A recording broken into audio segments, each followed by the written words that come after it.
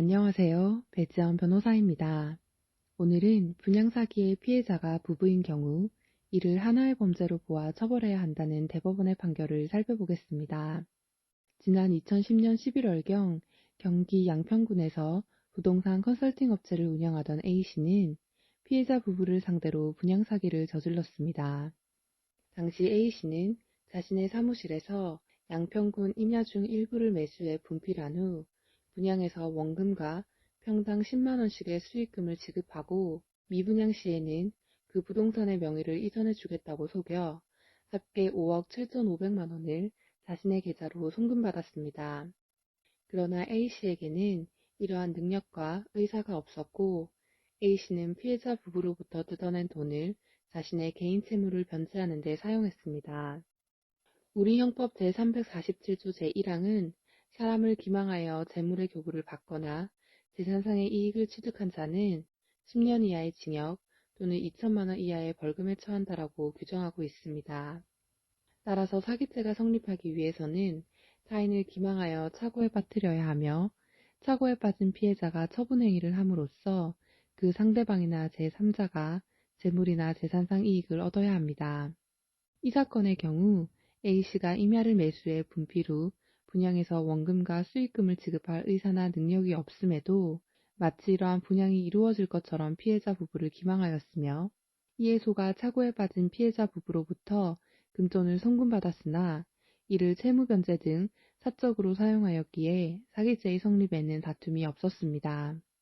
다만 특정경제범죄 가중처벌 등에 관한 법률 제3조 제1항은 형법 제347조의 사기의 죄를 범한 사람은 그 범죄 행위로 인하여 취득하거나 제3자로 하여금 취득하게 한 재물 또는 재산상 이익의 가액이 5억 원 이상일 때에는 가중처벌한다라고 규정하고 있어 합계 피해액이 5억 7,500만 원인 이 사건이 가중처벌 대상인지 문제되었습니다.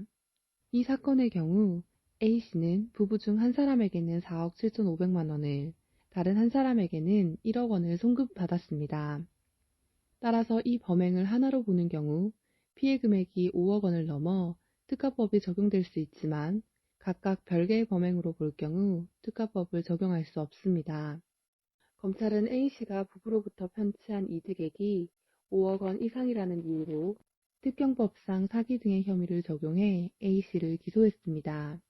이에 대하여 1심 재판부는 부부에 대한 사기죄는 포괄일죄에 해당한다고 판단해 A씨에 대하여 징역 5년 6개월을 선고했습니다.